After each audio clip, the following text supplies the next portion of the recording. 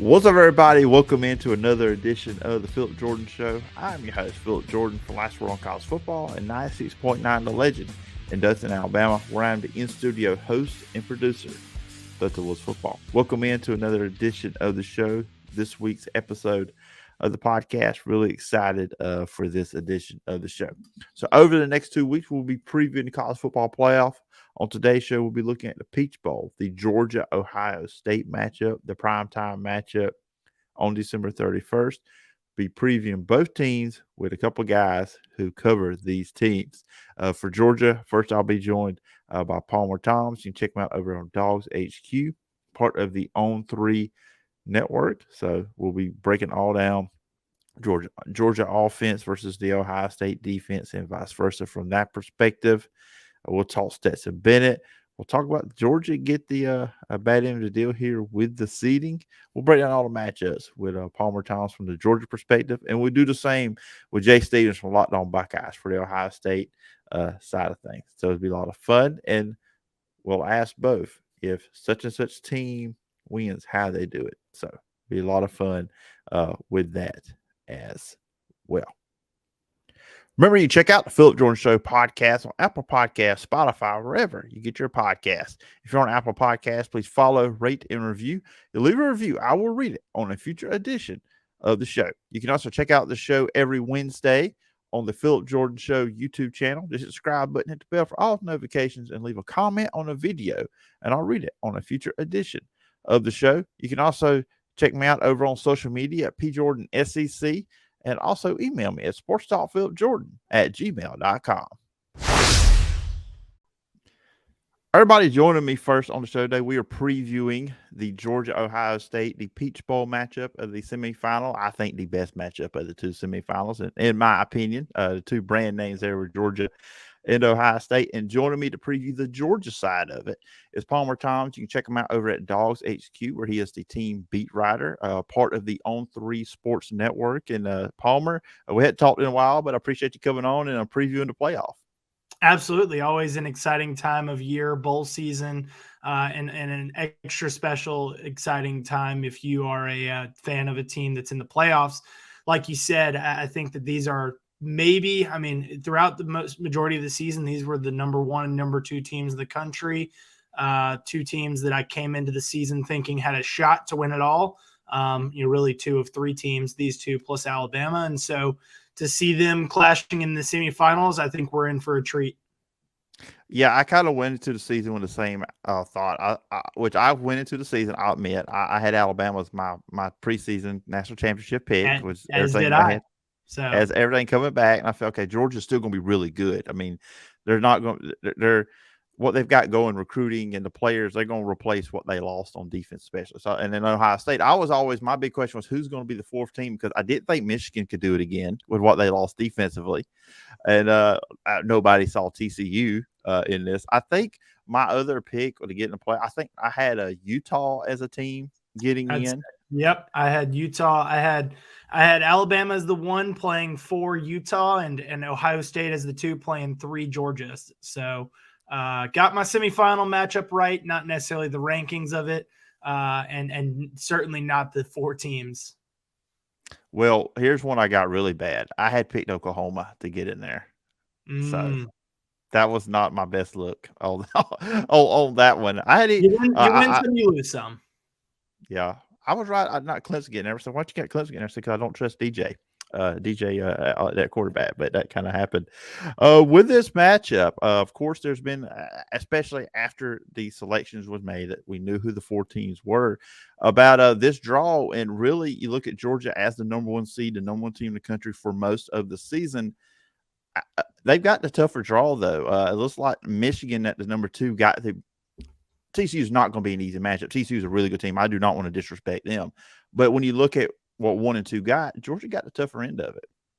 No, absolutely. And I mean, I'll go on the record saying I think the winner of this game, regardless of if it's Georgia or Ohio State, is going to win the national championship. If it's Georgia, I like the way that they match up against both those teams. We saw Georgia, Michigan last year. I think we've seen Georgia play a TCU type team, over the course of the years. Just from a talent standpoint, Georgia is way more talented than both those teams. Yeah, and if it's Ohio State, which I think it absolutely could be, again, I think that they are, from a talent standpoint, better than both those teams, especially TCU. Obviously, you've seen Ohio State and Michigan play every year. The last two have gone the way of the Wolverines, but I just can't see 3 in a row and 2 in one season. So, those rivalries tend to shake out, shake out pretty evenly. So, certainly would be interesting to see those two teams squaring off. And so the way that I look at it, the winner of this Peach Bowl is probably going to be hoisting the trophy in LA. Yeah, with Ohio State, Michigan, I'll say this about this, and I'll watch that game when they played, the last week of regular season. That game was still a one-score game going to the fourth quarter. Right. Some turnovers by C.J. Stroud, and then they could not stop Michigan's run game, which Michigan up front did, beat them at the line of scrimmage on both sides once again. But that game was closer than that 45-23 score. I think a lot of people just look at the score and look at the rushing stats from Michigan and said, oh, Michigan just dominated. That was not the same game as last year. Michigan just dominated from start to finish. They were the better team that last season. But I think that's a misconception about Ohio State coming into this game because, like I said, that game was close going to the fourth quarter. Michigan pulled away. Right, and that's been part of my prep for this playoff game, has been going back and watching that Ohio State-Michigan game, because I think, I think Georgia and Michigan like to play similar styles of football, physical football with skilled players on the outside capable of making plays within that physical identity. Two teams that have built their brand on that. So that was part of my process to prep for this playoff game. And I certainly agree. I mean, you look at that game, like you said, it was a close game into the fourth quarter, and then Donovan Edwards breaks off 2 long touchdown runs, and all of a sudden you see a big separation on the scoreboard. Ohio State has to press a little bit, go for it in situations where you probably wouldn't be if it's a closer game. So you're absolutely right there that game, the separation between those two teams certainly, much less than the score indicates. And the way that I look at this Ohio State team coming in is they are very similar to what Georgia was last year, coming off of a loss in the SEC championship game to Alabama. The score probably not as indicative there, of the separation between those two teams. We saw how a rematch played out in Indy later in the season, and we saw how close that game was for a little while. One bad quarter ends up turning this game into a blowout with Alabama coming out on top. But those two teams were very equally, matched up in terms of, talent. And I think that's the same way for Ohio State. And so it's certainly going to be interesting to see how, Georgia last season took that as motivation going into the playoffs. They had a chip on their shoulder. Is Ohio State going to have that same chip on their shoulder? Are they going to have that same motivation to get a rematch with the team that they lost to? Certainly going to be interesting, but obviously, like we've said several times already, Peach Bowl is a big one before. Yeah, absolutely. It's going to be fun, and it's the last game before we ring in the new year on the 31st when they do play in prime time. So let's just look at the game. I want to start with Ohio State offense versus Georgia defense, strength versus strength. That's the strengths of both teams, which they both, especially Georgia, they're solid on offense too. So we'll get to that. So coming out of the SEC championship game, you saw a Georgia defense give up a lot of passing yards to LSU. And some people, and this is just the way I saw it, and let me get your take if you disagree with me.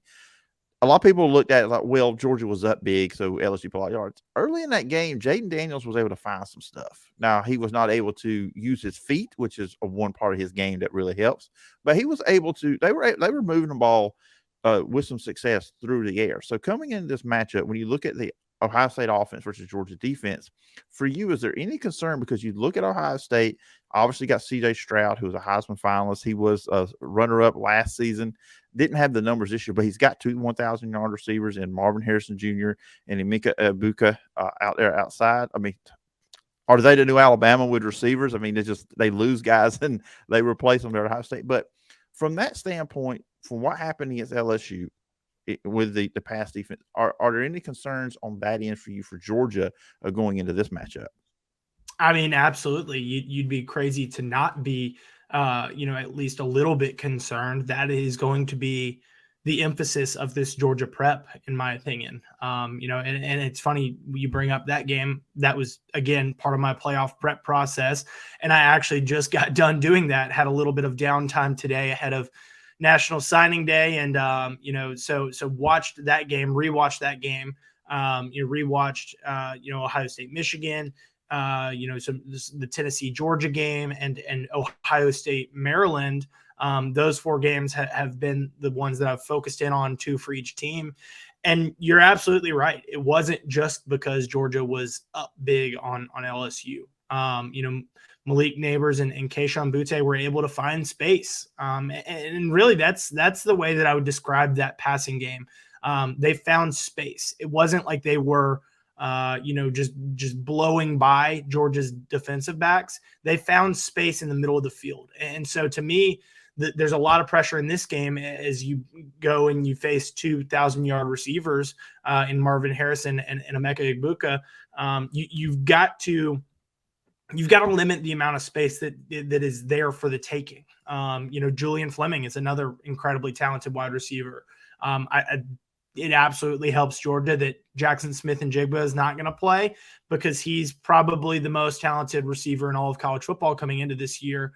Was obviously limited with injuries in 2022, but we saw what he was capable of as he rung in the new year last year in that Rose Bowl matchup against Utah. I think that if you're Georgia, the pressure is on that secondary. The pressure is on a guy like Kelee Ringo to step up and perform. A guy like Kamari Lassiter, who really the pressure has been on all year for him as he's been opposite of, the potential first-round pick. His first year as a starter for Lassiter, he's had to, really just carry a lot of weight for that defense because teams will throw it his way more so than they do Ringo's. Chris Smith, an incredibly talented player in the secondary at safety. Javon Bullard, a guy at Star who is, a physical player, both in terms of his pass defense, his ability to blitz, and Malachi Starks, a young guy. You talk about this secondary. You've got a very experienced guy in Chris Smith, and you've got a guy who's in his second season as a starter in Kelee Ringo, and then you've got 3 guys that are in their first season starting. Being Javon Bullard, Malachi Starks, a true freshman, and Kamari Lassiter. The pressure's on all of them, but I think that as you go and you look at Georgia's season, when the pressure has been on, they've really performed. That game against Tennessee, the pressure was absolutely on, and that's why it was part of my playoff prep process. Wanted to go back and take it in again how Georgia responded to playing a team that had wide receivers like that. Tennessee certainly did, and so Georgia stepped up, rose to the occasion. Those defensive backs certainly did. And I'm very interested to see how they do it again here. That to me is the matchup that you're watching in this game. And, how does Georgia create some pressure up front to help them out? Are they going to be able to do it with 4, Jalen Carter and company up at the line of scrimmage, or are they going to have to bring some extra assistance and put even more pressure on the DBs? So to me, that the Georgia pass defense and Georgia pass rush against Ohio State's passing game, that's what's going to decide the matchup when the Buckeyes have the ball. Yeah, I'm glad you mentioned the Tennessee game. I had that in my notes, and I had Jalen Carter just circled here because just what he did in that game. And look, Hendon Hooker is a quarterback that can run, but he actually is a quarterback that prefers to stay in the pocket and throw the ball. And that's more so with C.J. Stroud. He's even less of a running threat. And I've seen some times with him when he has to actually get out of the pocket, he's not as successful rolling out in those situations. He's a pocket guy. He won't stay in the pocket. So maybe repeat what you just said, but that's got to be a big key there. What Georgia does up front, because Ohio State, they've heard it, what Michigan did to them up front. Look, no disrespect to Michigan. We'll talk about them next week here on the show. But I think Georgia's a lot more talented up front than Michigan. So that whole thing with Ohio State and Jalen Carter, this guy, I think, could be the MVP of this game. Absolutely. If he has a game like he did against Tennessee, he was the National Defensive Player of the Week that week because he forced 2 fumbles, had 2 sacks. The guy was all over the place. Just an absolute force to be reckoned with. You've seen that in the second half of the season as he's really, wasn't healthy for the first half, was playing through an ankle injury that he suffered literally on the first play of the game against Oregon. Had a, more severe knee injury that sidelined him for 2 weeks. And since he's come back, he's been a force to be reckoned with, the key to Georgia's defense. And so if the pressure is going to be on those DBs, how do you help them out? Well, getting to the quarterback and not letting him get rid of the ball, that's certainly one great way to do it. Yeah, absolutely. So that's what I'm looking at. I mean, that's the guy I'm looking at for this game. Just what he does, and just getting, because it's one thing when you get pressure, from the defensive ends, the pass rushers, but when you can push the pocket up, with what he can do and make quarterbacks uncomfortable in the middle of it, I think that's always they're both effective, but when you can do that up the middle, that's a whole nother thing, because it just changes everything for a quarterback. 100%. When you look at the Georgia offense versus the Ohio State defense, now I will say this: I think Georgia's offense doesn't get enough credit for what they are. They are a top 7th in the country in total offense.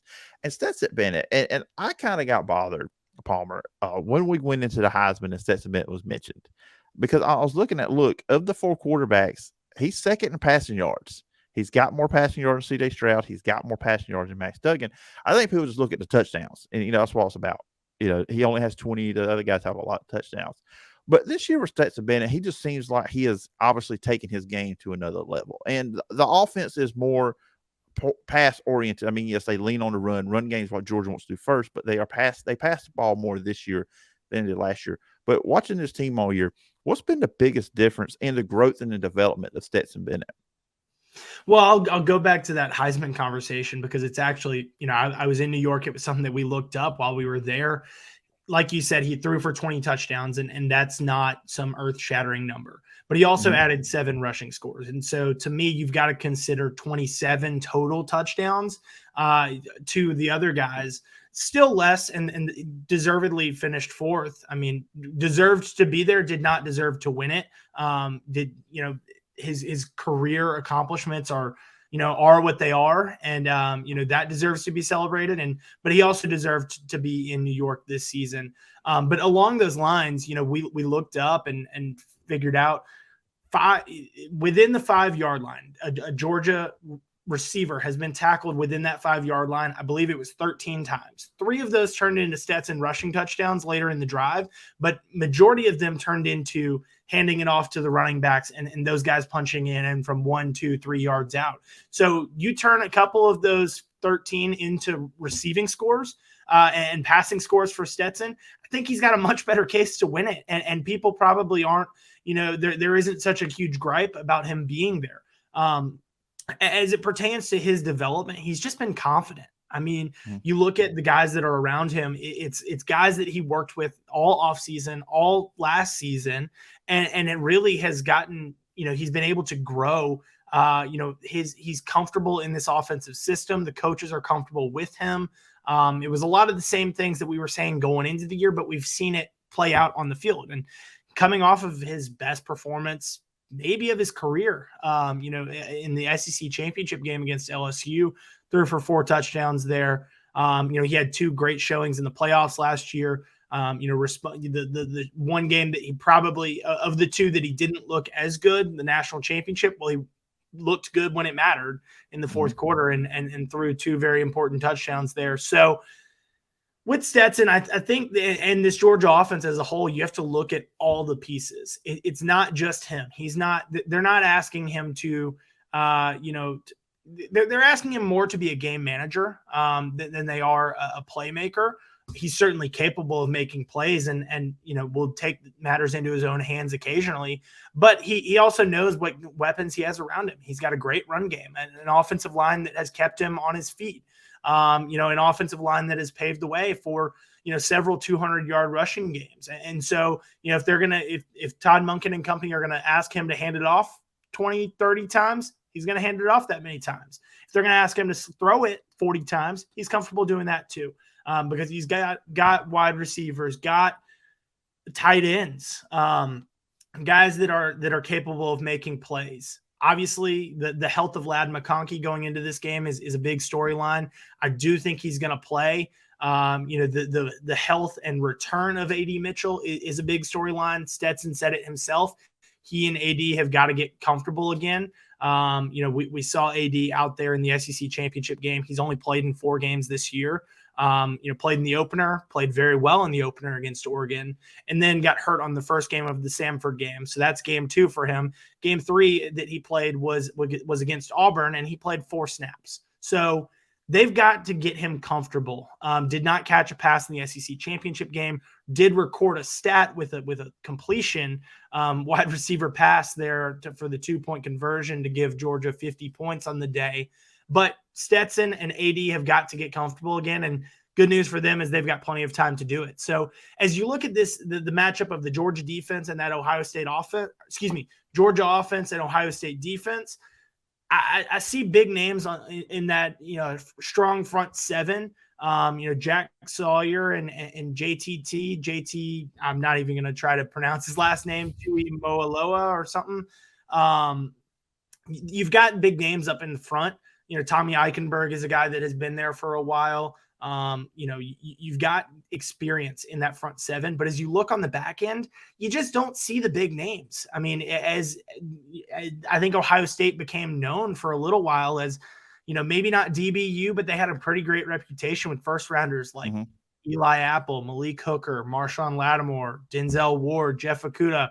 You're not seeing that same kind of hype around those guys in the recent seasons. And so, to me, I do think that Georgia's offense is going to have to put up points. They're going to have to capitalize on their opportunities. And I think that they're fully capable of doing it. And also, I think that Georgia's defense is capable of getting some stops. To me, this game is very similar to that Tennessee game where you've got strength on strength when Georgia's defense and Ohio State's offense are on the field. You've got perceived weakness on weakness when Georgia's offense and Ohio State's defense are on the field. But I think the margin between Georgia's offense and Ohio State's defense is probably wider in favor of Georgia than any margin that there might be between Ohio State's offense and Georgia's defense. And so as a whole, you give Georgia the advantage in this game. Yeah, and you look at in Ohio State, like I said, they've got good players. And if you look at their numbers, like they're one of the best teams in the Big Ten to get to the quarterback.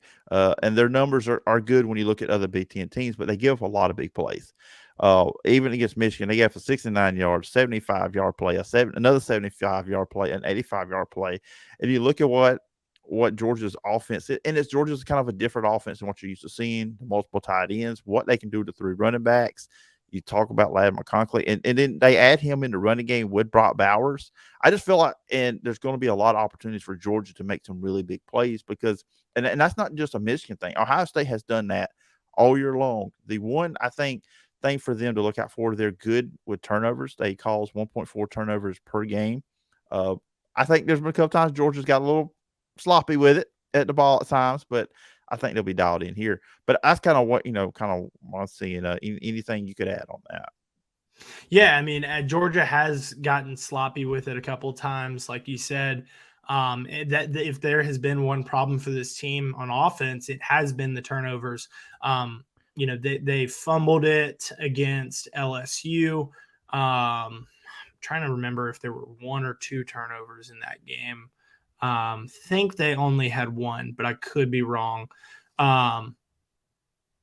But certainly, turnovers are things that can swing a game one way or another. They can make up, talk about that gap between Georgia's offense and Ohio State's defense. They can shrink a gap real quickly if you make mistakes or you make big plays if you're Ohio State. So you want to be on the right side of things, and you don't want to give teams, especially good teams, talented teams, you don't want to give them extra chances. That's it. And like it's like in playoff games, any level, turnovers can, make you or break you. So, depending on where they happen to in the game. So finally, I told you, Twitty, we're probably going to hit about 25 minutes here on this conversation. But I'm not going to ask you to make a pick. I know you guys are going to do that, closer to the game. But just say Georgia wins this game. How did they do it? They got to slow down those Ohio State wide receivers. I talked a lot about that, and I think rightfully so. That is what Ohio State is right now. They are wide receiver U. Like you said, they just constantly seem to be churning out incredible wide receivers, and they've got 2 more of them this year and several more down the line with the way that their recruiting has gone. So if you're Georgia, you've got to slow down those wide receivers. You've got to limit the big plays. You can't be getting beat deep. You can't be letting them find a ton of open space and run yards after the catch. You've got to, if they make catches, you got to be there to tackle them. And if you can be there to defend the pass and prevent a catch, that's great too. So I think the pressure is on Georgia, Georgia's defense against Ohio State's passing game, both in the secondary and their ability to get pressure up front. So if they win this game, if they're going to come out as winners of this game, they've got to decidedly win that matchup. Yeah, it's going to be fun. It's going to be a fun game. Like I said at the top, best game of the 2 semifinals, just, with the names, the stars, the big-time players in this game. So it should be a lot of fun. And Palmer, as always, it's fun to have you on, talk all things Georgia football. If the listeners, viewers want to check you out online, where can they find you and all the work you're doing over at Dogs HQ? Yeah, HQ.com in that On3 network. We've got an Ohio State site, Letterman Row. So be sure to check us both out before the playoff games. And, it's certainly an exciting time to be a Georgia fan as the Bulldogs look to defend their national championship, become, in a rarefied air with a second straight. So you can follow me at Palmer Thombs on social media. And at Dogs HQ as Georgia looks to enter that rarefied air. All right, everybody go check Palmer out. And once again, Palmer, appreciate the time, and I look forward to talking again sometime down the road. Of course. All right, everybody, my second guest here this week on the Phillip Jordan Show is Jay Stevens. You can check him out on Locked On Buckeyes every single day, and also the Jay Stevens podcast. Of course, Jay is here. You already heard Palmer Thombs. He broke down the Georgia side of the Peach Bowl between Georgia and Ohio State. Now we're getting the Ohio State perspective with Jay Stevens. And Jay, you talked off air. We've talked a lot this season on my podcast, also on yours, but I appreciate you jumping on to preview and break down the Ohio State side of this game. Phillip, glad to be here with you. Thanks for having me back on the show. Excited for this game on New Year's Eve between these 2 schools. And honestly, I'm just excited for the college football playoff as a whole, as I do think TCU, who's many are saying is the 4th best team in this playoff. I think TCU is a team that has a possibility to shock the Wolverines in the first game in the playoff. Oh, wow. Big call on that one.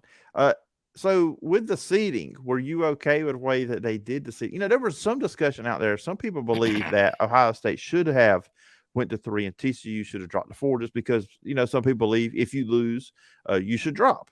Where were you on that, on where Ohio State did land in the playoff at number 4? I'm fine with where they fell, with where they were at number 4 in the playoff. I think there could be an argument to be made about Ohio State potentially being the 3rd best team in the country, even though they lost. But I say it all the time, when you lose matters. And I think that if that loss was earlier in the year, even if it was to the Wolverines, the same outcome, same game, I think the Buckeyes could have been number 3. But when they lost, and really with how TCU played in the Big 12 championship game, going into overtime and still having a shot to win, I'm okay. I am perfectly fine with the Horned Frogs being 3 and the Buckeyes being 4. So obviously this was the discussion on the Sunday when they announced it. Do you think they were just trying to avoid Michigan and Ohio State again? Somewhat yes, because you don't want a dud in your opening playoff game. But also I think they're trying to get really big matchups in the semifinal round and the national championship game. My gut says Michigan beats TCU. And whoever wins the game between Ohio State and Georgia, that national championship game is going to have a lot of buzz around it. A lot of eyeballs will be around it. If you get Ohio State, Michigan in the national championship, that's a ratings bonanza, no matter what the outcome is. So I don't know if they're trying to avoid it. I think they just tried to properly do things at the end of the season that seemed right. I think the BCS would have had the same teams just shuffle the order around. I don't know if they were trying to avoid that matchup overall. Because if they were, yes, it could be a bad outcome. But the ratings and the views for that would be stupid. I mean, like stupid in a good way. So I don't know, because that's a thought. But once again, the playoff wants ratings, the CFP wants ratings, and that's what Ohio State, Michigan bring every time they're on the TV. Now, look, we could very well get it in the championship game, because I tell you, looking at this game, I know Georgia obviously the favorite. This is the best game of the two. Yeah. I mean, just when you look at the talent on the field, because I came into the season looking at this as these were two of the three best teams. I had Alabama there. Alabama was my favorite coming into the season because what they had coming back. Then I was like, Ohio State's your number two. I thought Alabama and Ohio State would be the national championship game. I was like, look, Georgia lost some guys off last year's team, but Kirby Smart has Tuscaloosa 2.0 going over in Athens. I mean, they're just bringing more and more talent. They lose talent, they have talent, replace it. So with these two teams, if you would have told me going to the year that Georgia and Ohio State would play in the postseason, okay, that's a national championship game. But now we got these two in the semifinal. And when you look at it, when you look at Georgia as a number one seed, they got the toughest draw when you look at versus what Michigan got as a number two seed. Oh, I agree. I 100% agree that they got the tougher draw. But no matter who it would have been, Ohio State or Michigan, you would easily say that team got the tougher draw, whoever is facing Ohio State. Mm-hmm. Now, you would think you'd want to cater to the number one team and have the number one team play the weaker of the four teams in the playoff. But once again, when the Buckeyes lost matters. And I think that was in the minds of the committee, which is a big reason why Ohio State is 4. Georgia fans probably aren't happy. Georgia players are probably like, we got screwed. Who cares? Play the game. Get on the field. 4 quarters, 60 minutes. Go out there and get it done. And so, yeah, they did get the tougher of the draw, but isn't that what you want? Like, you want the best team in the country to beat one of the better teams in the country to win the national championship. Like, this is what you want. And so, yeah, they got the tougher draw, but that's how things went right now. And I hope Georgia is ready for Ohio State, because I think Ohio State is getting ready for the Bulldogs. And look, Georgia has a huge advantage going into this game because where this game is being played at. This game is being played in their backyard in Atlanta, in the Peach Bowl. And every time Georgia plays in the SEC championship game, it's a Georgia home game. I mean, it is a tough environment. When they played LSU, that was probably 80% Georgia. So I ask you this just as we jump into this matchup, how well do you think Ohio State fans are going to travel to Atlanta in this game to kind of look? I don't expect it to be even 50-50 fans. I feel Georgia's going to have the advantage there. But how do you feel like the Ohio State fans are going to travel to Atlanta and support their team? Oh, man, I don't think it'll be 50-50. But I do think there'll be a lot of Ohio State fans there. Ohio State quickly sold their allotment of tickets within a few days after the tickets for the Peach Bowl went on sale. And even I do believe Gary Stokin, the CEO of the Peach Bowl, was talking about how he was amazed at how quickly the Buckeyes sold those tickets. Here's a little fun fact for you, Phillip, for all your listeners and for you to enjoy. Ohio State has never played in the Peach Bowl, ever. None, not at all. But it goes even further. Ohio State's never played in Atlanta. They played more games in Arizona or Dallas, or Rose Bowl, of course, because of the ties to the Big Ten. They have played 0 games in Atlanta. It's about an 8-hour drive if you want to drive from Columbus to Atlanta. Not really hard at all. It might actually be a shorter drive than that. But I think it'll be. I think there'll be a lot more Ohio State fans there than people expect because of the proximity to Columbus, how Atlanta is a hotbed for Ohio State alums. And I just really think that it's going to be not as lopsided of a crowd as you think. Now, even though the Buckeyes sold their allotment of tickets quickly and shortly after they went on sale, sites like SeatGeek and StubHub and those like that, I don't know if Buckeye fans are only going to sell those tickets to Buckeye fans to make money. Like, I don't know. And so you might get Georgia fans on those markets saying, we're going to take this, we're going to take that, going to take this, going to take that. That might be how Georgia fans get there. But I do think New Year's Eve, and as many people are going to have either that Friday off or that Monday off or both, my gut says there's going to be a lot more Ohio State fans down in Atlanta, Georgia for this game than people think. Yeah, I think so. I think they'll travel tomorrow, which, of course, I'll say this, and any LSU fans listening to this may be upset with me. LSU probably knew they weren't going to win against Georgia, so not as many of them went, and probably that's why it was also a big Georgia contingency there in Atlanta for that one as well. So let's look at this game. I want to start off strength for strength, and that is the Ohio State offense versus the Georgia defense. And, Jay, I'm going to give you kind of the open floor here. What's the big matchup there? Where do you see it? Where does Ohio State need to go? How do they need to be successful against this Georgia defense, which is one of the best in the country? So how do they need to be successful? I think, and I said this for a long time, the interior of the offensive line needs to be able to slow down any penetration, consistently slow down the penetration that the Georgia front can get. Now, everyone knows or everyone's heard about Jalen Carter and how he's probably going to be a top 5 pick in this upcoming NFL draft. Great. But Georgia has dudes and dogs all over the defense. And I look at some numbers. Georgia's only allowed 17 touchdowns in 13 games this year. They're only giving up 76.9 rushing yards per game, which is number 1 in the country. They're giving up 2.93 yards per carry, number 3 in the country. Only allowed 5 rushing touchdowns. For as good of a quarterback as Stroud is, as great as his arm is, Stroud has his own limitations, and he's not the perfect quarterback. And you could say, Jay, the penetration might come in the passing game. Yes, that's one thing. But the best way to get Stroud to have bigger windows to throw the ball is to run the ball. Now, I don't know, to be honest with you, Phillip, I don't know if the interior of Ohio State's offensive line is ready for what Georgia is going to throw at them. I have no idea because we saw what happened against Michigan. They were able to move the ball a little bit on the ground, better than what I expected.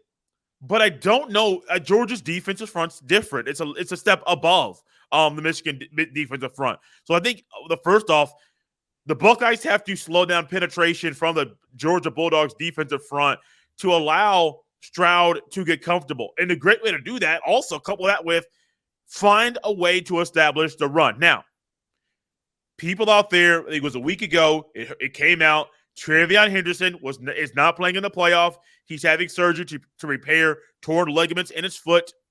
I don't think that's as big of an issue for the Buckeyes as people think.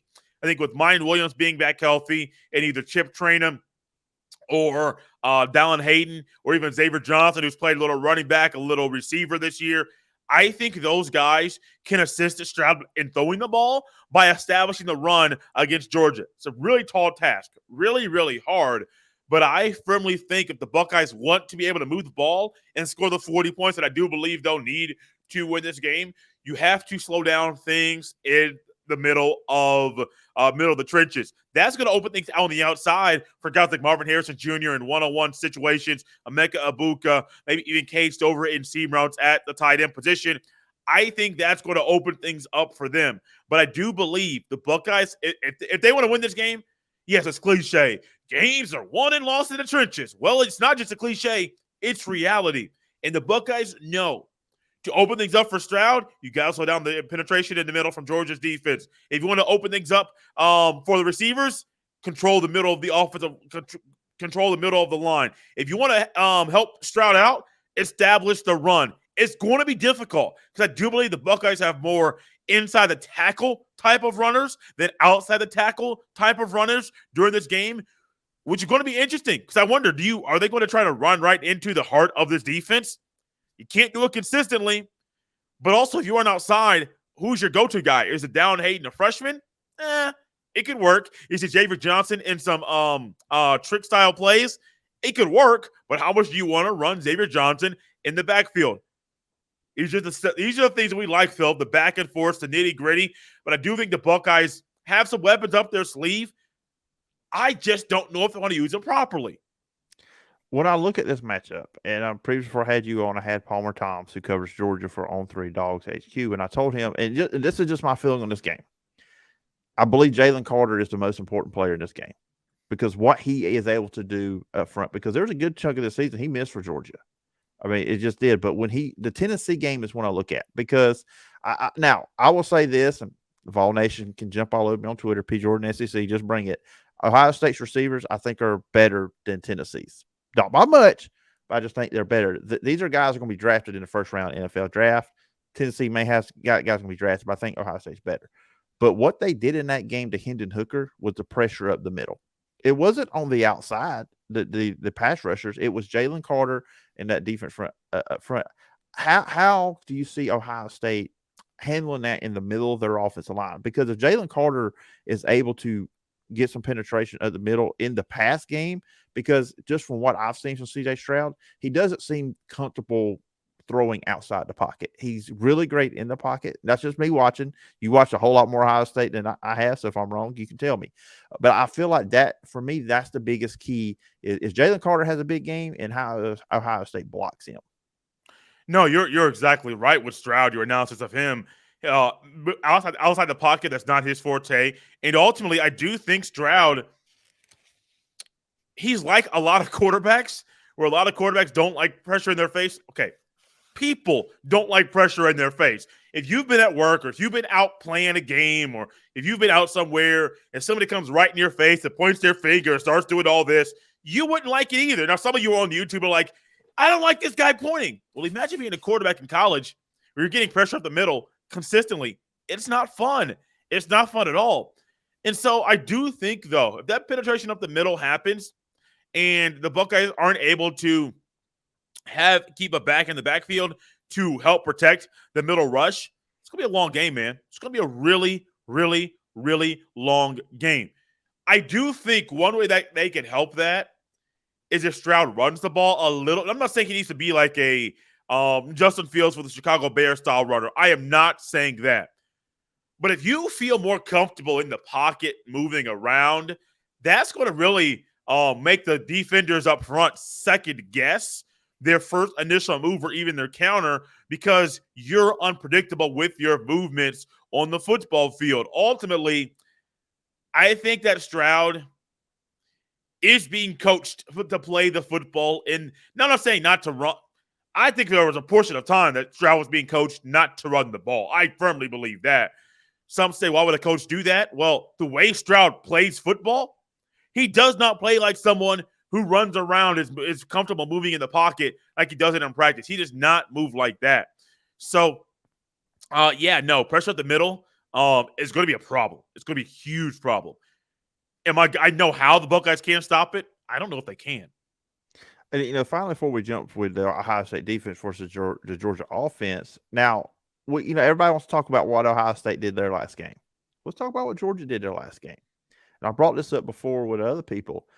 LSU threw for 500 yards on this Georgia defense. And it's not like the game was over, second half, LSU was putting up a lot of passing yards. Jaden Daniels in the first half, he was having success. Malik Neighbors and Kayshon Boutte were getting behind the Georgia defense.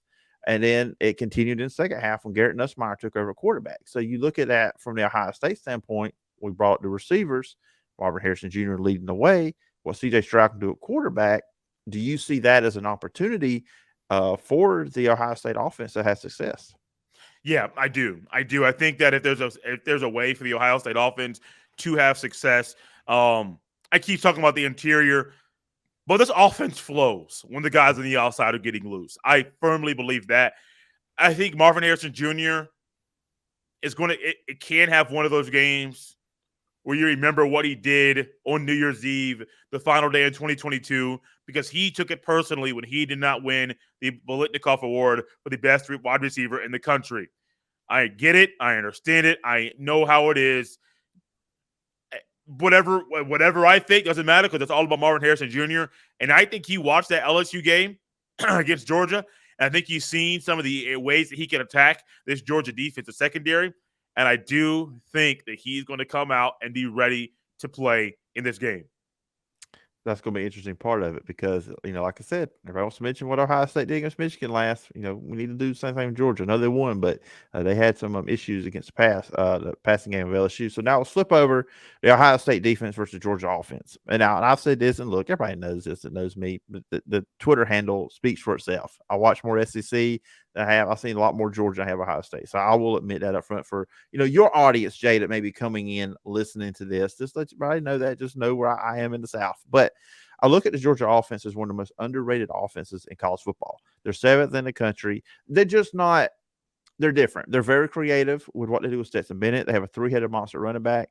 They have two monsters at tight end, and Brock Bowers and Darnell Washington as well. But with Ohio State, I will say this about Georgia this year. There's been some games where they've got sloppy with the ball and some turnovers. And Ohio State causes 1.4 turnovers per game. That's been when they played really well this year. They're causing turnovers with that defense.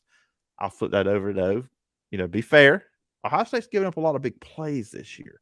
So for you, when you look at that matchup, the Ohio State defense versus Georgia offense, what sticks out to you and what's going to be key for the Buckeyes?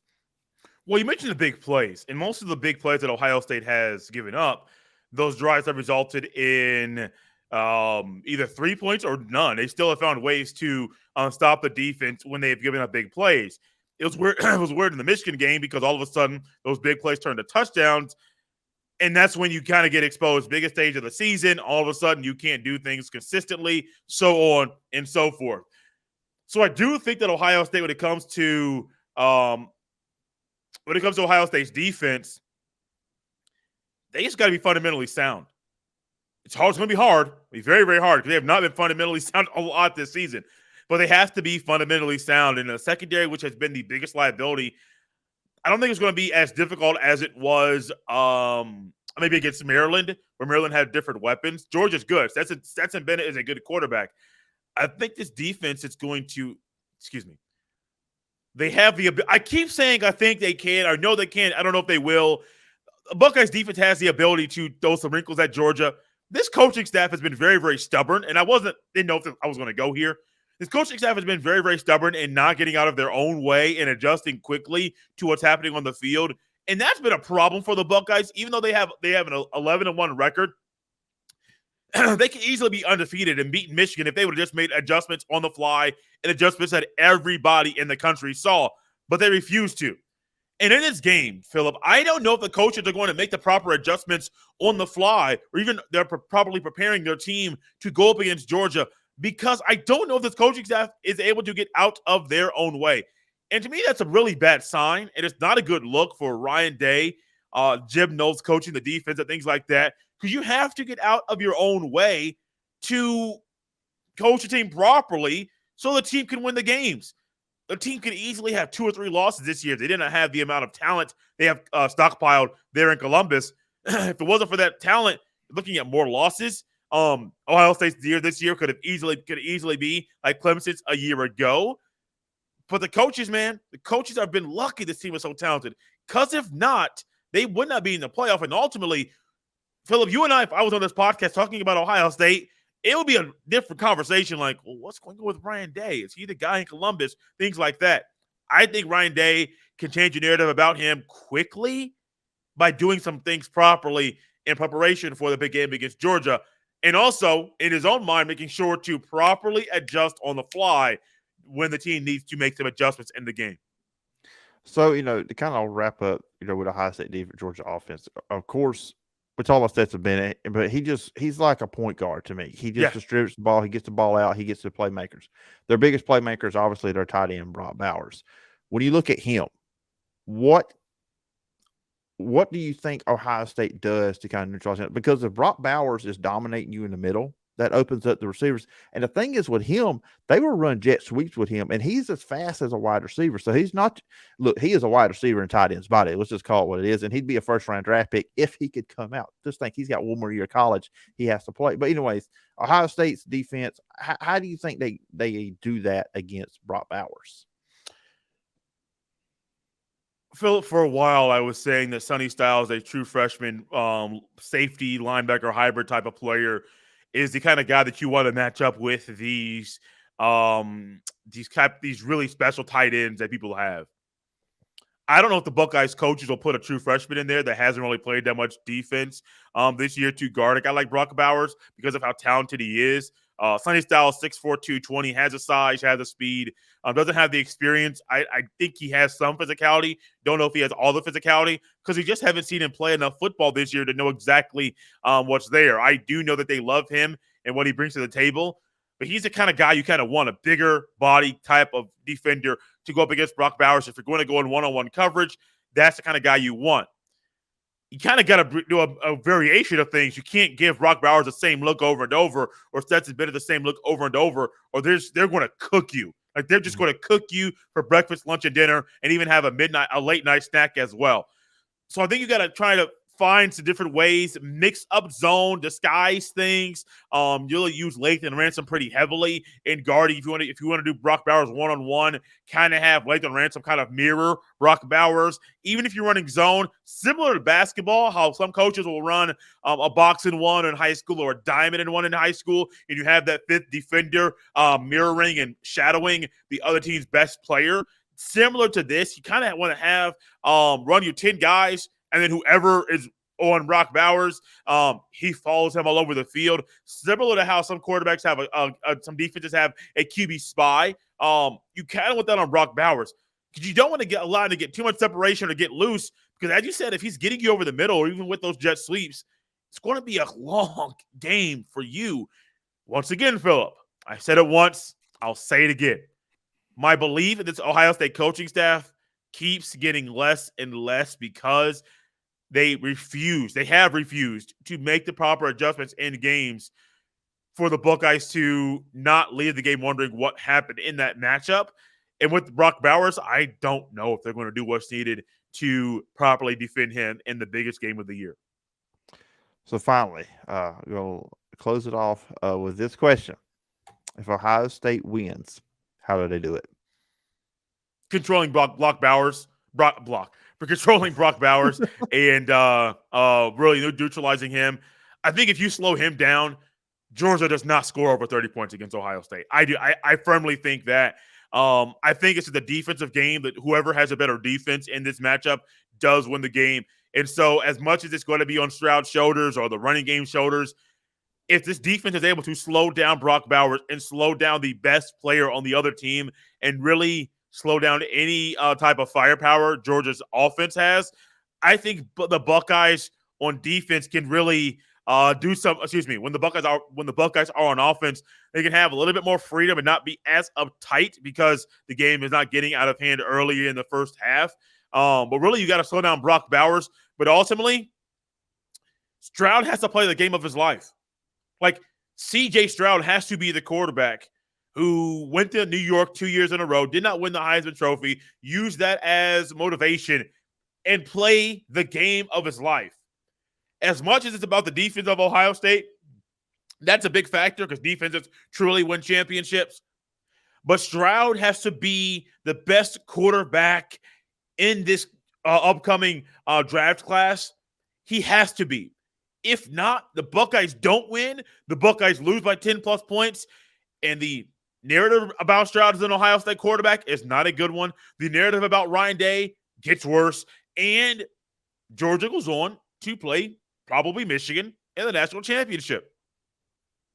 It's going to be interesting. We got plenty of big name players. We've mentioned them here. We're going into this. I mean, like, this is the marquee matchup of the two games. No disrespect to Michigan and TCU, but this is the marquee matchup, Ohio State, Michigan. So it's going to be Ohio State and Georgia. I did not try to spoil anybody out there saying it just, all these teams, you kind of step up. Ohio State and Georgia are the best game. And Jay, this has been a fun conversation as always. I always enjoy having you on the show, talk Ohio State, all things football, sports. We got to start recording our pregame conversations. What we have, everybody just needs to know those are great conversations as well. But if the listeners and viewers want to check out online, where can I find you? Where can they find out Locked On Buckeyes? You guys can find me on Twitter at jstevens07. Actually, before I go any further, Phil, thanks for having me back on the podcast. I really appreciate it. Always love talking ball and talking football with you, media stuff off air. It's always a fun, extended conversation. You can listen to or watch Locked On Buckeyes on YouTube every day or on the Odyssey app, Apple Podcasts, Google Podcasts, Spotify, or wherever you get your fine podcast. Also, check out the Jay Stevens podcast once a week. And we are ramping up football, NFL football. Got some injuries. Lamar still hurt. Jalen Hurts is hurt. College football, going to be talking more Ohio State, Michigan, TCU, Georgia, bowl games, all of that stuff as well. But, Phillip, I say it all the time. thanks for having me on the podcast, man. I really appreciate it. Oh, it's always fun having you on, Jay. Once again, I appreciate the time, and I look forward to talking again sometime down the road. Yes, sir. Can't wait. And once again, thanks to both Palmer Thombs and Jay Stevens for coming on this week's edition of the show. Next week, we'll be breaking down TCU and Michigan, and then, of course, we'll be heading into that weekend of the college football playoff. And you probably say, Phillip, you said this week's show. Well, you probably noticed there wasn't a Thursday show, and this is Wednesday. And when this is releasing, and there was no Tuesday podcast like you've been accustomed to, Tuesday, Thursday. So from here on out, we may revisit when football season gets back in swing next year. But we're going to be once a week, every Wednesday. So as you know, this podcast is an hour podcast. And you say, what's going on? Look, I'm just going to be open and honest with you guys, the audience. I just want to be upfront with you guys on something. So obviously you saw before football season, I was doing 4 or 5 a week, and we kind of tailed off to 2. And of course, you also see on the YouTube channel, the Phillip Jordan Show YouTube channel, the Georiga High School Football Report there, Jed Kennedy Coaches Shows there too as well. So I just kind of considering and looking over some stuff. I've really thought about just going back to doing 1 show a week. Now, when I was doing multiple weeks, there were 30-minute episodes. That was it. Now, since I'm going once a week, they're going to be longer. They're going to be in the hour range, maybe an hour and a half. I try to bring 2 guests on a week. My thoughts, open, closing on some stuff going on in the world of football, predominantly college football, but on occasion just football as a whole. Expect episodes on Wednesday. That's going to be the whole deal with that moving forward. So I'll let you guys know that. So they'll be longer, but you only get 1 a week. But I think it's good content like you had here on the show. So every Wednesday we'll be dropping a new episode. Like I said, might revisit it when football season comes around next year. And maybe I might do a solo Monday, Tuesday show.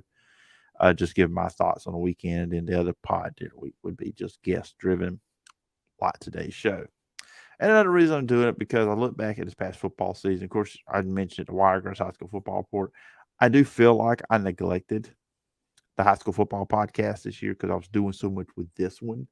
And I kind of really feel bad about that. So that's another thing too. So that's kind of, just like I said, that's just kind of what to expect moving forward. Now, I am going to some behind the scenes stuff. So you were listening to the second time I've recorded this segment of the show. I recorded a 20-minute 4-down segment where we go over news and went through and gave and let you guys know when I went on Facebook and your opinions on who was going to win between Georgia and Ohio State. Well, something happened with StreamYard. I do not know what happened. It's weird. It's crazy. This never happened before because usually if you're muted, it will pop up on the screen. Your mic is muted. It do that. I sat there and talked 20 minutes and it was recorded. There's video of me moving my mouth, but there's no audio coming from it. And so doing this late on Tuesday night, so we're not going to go back and do the whole 4 downs. And I went through a bunch of quarterback news. Now, we'll talk about one of the things I did talk about in that segment was Devin Leary, a former NC State quarterback, now going to be Kentucky quarterback, headed to Kentucky. Obviously, he went to the transfer portal. He's going there. I think it's a great get for Kentucky, especially with Liam Cohen reportedly coming back for Kentucky to be the offense coordinator. The things he did for Kentucky last season, going from 2020 where they were the worst offense in the SEC, and then you look at 2021, and a lot of people say, well, they were only 8th, but just where he took the offense, you could tell where they were at. And then what he did with Will Levis threw 23 touchdowns, did throw 12 interceptions. He ran for over 300 yards, ran for a whole bunch of, on the ground too as well. Touchdowns there. He didn't run nearly as much this year with Gangarella as offense coordinator when Liam Cohen went back to the Rams to be OC there. And just wasn't as good. The Kentucky offense went back to being the worst offense in the SEC. So with Liam Cohen coming back, Devin Leary, obviously a tremendous quarterback, Dane King, Barry Brown, freshman receivers. They got talent on the outside receiver. They'll have to replace Chris Rodriguez and Kavase Smoke at running back and shore up some things on the offensive line. But I really think this is a really tremendous hire. I'm not higher. Well, NIL, maybe it's higher. a tremendous get for Kentucky, Mark Stoops, and the offense over there. Now, I had a bunch of other topics we jumped into, but I'm not going to re-record me talking about that. But that was the main one I wanted to get to from a news item there as well. But like I said, I went on Facebook. Now, I'm not going to give my pick for Ohio State and Georgia until next week. Next week's show, preview Michigan and TCU. I'll also give my pick on Ohio State, Georgia. But I did go to Facebook, the Phillip Jordan Show Facebook page, and get your guys' thoughts. Who you think will win between Georgia and Ohio State? JJ Shock said Ohio State. Bobby Stewart, Georgia will, but I'm pulling for Ohio State. Obviously not a Georgia fan there. Dallas Walters, Georgia by double digits. Shane Diller, Georgia by at least 14 points. Rhett Baxley, Georgia is going to wear them down. Gene Frent said, I hope Ohio State makes Georgia go home. Dragon butts home. Show Georgia who's the best team. I think they meant best team, but thank you for the comment. Rita Jordan Ward. Man, Rita. She said Georgia. Tommy K. Dawson did leave a comment, left a gif of the Georgia Bulldog mascot, so I feel like he's going Georgia on that one. Michael Whitley, Dogs, and James Dilly. Georgia simply better team and better coach. So that's the comments there on the on Facebook for that.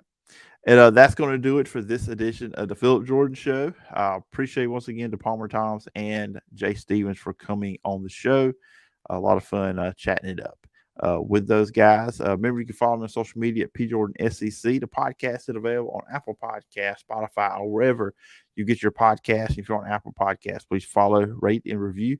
Leave a review. I will read it on a future edition of the show. Check out the show over on YouTube at the Phillip Jordan Show YouTube channel. Hit the subscribe button, hit the bell for all notifications, and please leave a comment on the video, and I will read it on a future edition of the show. Remember, you can email me at sportstalkphillipjordan@gmail.com. Please check out all my written work and many others over at Last Word on college football. I hope everybody has a great Christmas. Merry Christmas to everyone out there. Hope you have a great time with your family and, of course, celebrating the birth of Jesus Christ. And as always, let kindness be your compass.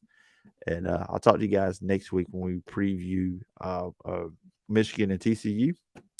And hope everybody has a great weekend. And you've been watching and listening to the Phillip Jordan Show.